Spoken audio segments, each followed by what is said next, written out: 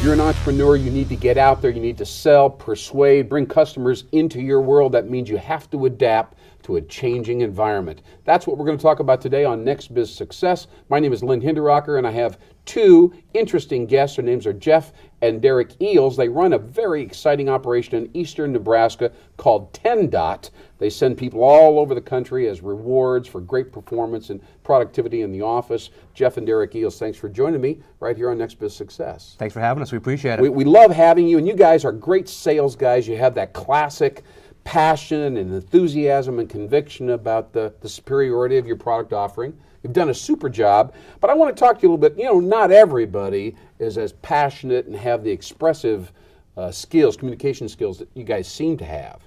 All right, so I want you to talk to me a little bit about what about those guys and how are they going to sell their product? They've got to get out there and generate revenues, and they may not have, they may not have what you got.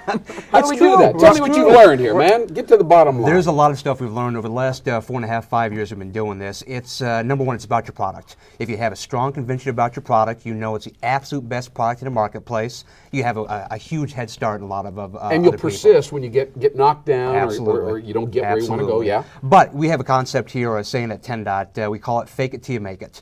It's one of those concepts you really try to, what is that client looking for at this point? How do I get my product into my client's hands? Right. So if you're not that extroverted, if you're a little bit more quiet, a little bit more reserved, sure, you have to know what that client is looking for. Yeah. If they're looking for a little more over-the-top experience, you kind of need to fake it till you make it, give them that over-the-top experience. Mm-hmm. And if they're looking for something a little bit more reserved, then again, pull it back a little bit and have that somewhat kind of reserved approach for that client as well. Now tell me how you make that judgment on the fly. Let's say, for instance, you've sent a letter to somebody, you've got an appointment, you want to go pitch them. They already have somebody that handles their travel and incentives and all that.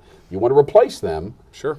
And you find out that they're not quite as riveting and as intense as you are. How do you know that? What do you do then? Well, I think there's a couple things you can do. One, if you're meeting at their office, take a look at what's in their office. You can learn a lot about a person from observing what is in their office. Yeah. Gather what you can. Once you meet them, you're going to know pretty quick whether they're an extreme extrovert or an introvert.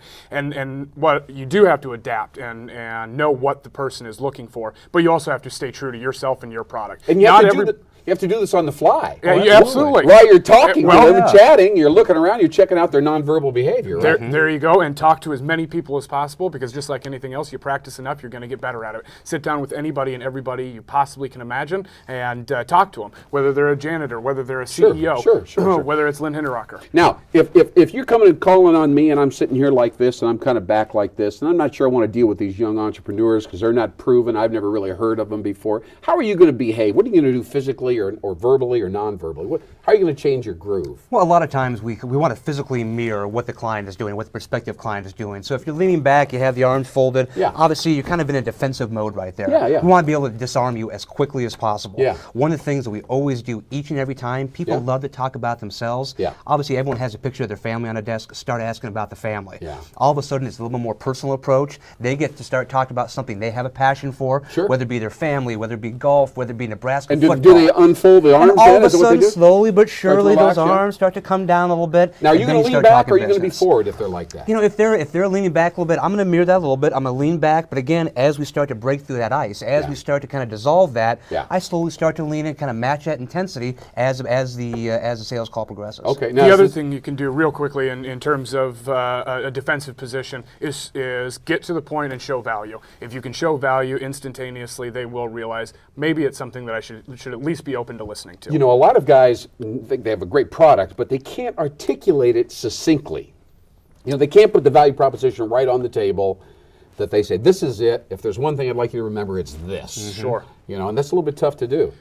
Practice and have an elevator speech. I don't care what your product is, I don't care what your service is. Know what it is you're selling and know how you differ from your competitors, and more importantly, how you exceed and beat your competitors within your marketplace. Now, you know, you guys are a couple intense guys, you're brothers, you're enthusiastic. I mean, you're almost overwhelming me, and that doesn't have to go. You know, what's it like to be a couple of brothers out there selling together, running a business together 4, 5, 6 years here? Does it are you always wound up and happy, or do you have a bad day now and then? Or do you go out there and beat each other up when things don't go well? What goes on? You know, it's a we hear this question time and time again. You know, how in the world do you do this with family? You know, there's no way I could do this with my brother. There's no way I could work with my sister and my parents. Yeah. We always answer that I can't imagine it doing any other way. Really? The family is one thing. They always have your back. There's a trust factor there. Yeah. And if you have a stupid idea, they're the first ones to say, you know, that's the worst idea I've ever heard. And I think that's fantastic, because I know a lot of entrepreneurs that walk around all day long. People are saying, "Hey, you're great. Just let's don't push it any further, because I don't want to have to tell you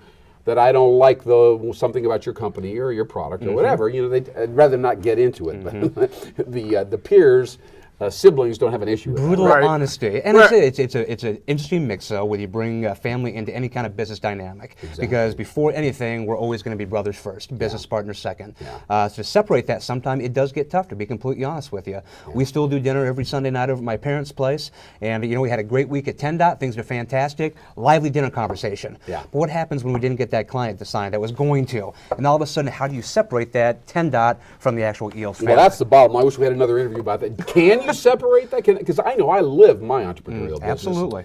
Doesn't it pervade the overall social and lifestyle that you have? Well, it does. I mean, it is quite all encompassing and all consuming. But you also have to set up barriers, and you have to have certain rules and regulations as you would entering into a business with a partner. And the same holds true for a family dynamic. You could view our family as a business in and of itself as well. And we know and have the understanding that family is the base. From there, we build 10 Dot on top of it, and our other ventures on top of that.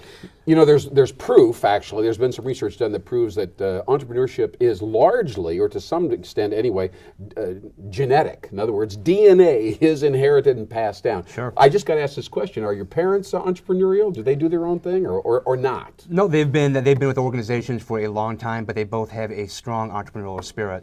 And our mother actually worked with us down at the office as well. And it's almost they live vicariously through what we do at 10 Dot. And again, you have such a strong base with the family going back. And again, I can say, Dad, what do you think about this idea? And he's the first one to say, Jeff, you absolutely nailed it. You hit it out of the park. Or Jeff, don't bring that up again. It's okay. We don't need to talk about it. No, absolutely. Absolutely. Now, do you try to persuade him as passionately as you try to persuade your customers? You know, if I can persuade Dad, if I have an idea and he says, nope, it's not going to work, and if I can win him over, there's no client that stands any chance with 10. I'm going to tell you that right now. Well, you guys are travelers, and I know you're traveling somewhere. I appreciate your energy and conviction and being open and honest about your family situation. Absolutely. I know everybody needs these sales tips, especially if you're a little bit introverted or more of a product person rather than a relationship builder. So very, very helpful to us. Jeff and Derek Ely in the eastern Nebraska area. They're in the travel and incentive business. This is Next Biz Success. You can get there if you have energy and passion. You can adapt. You can adjust on the fly. It just takes a little bit of practice and a little bit of time spent right here on Next Biz Success. Thanks for watching. Keep on going and keep on growing.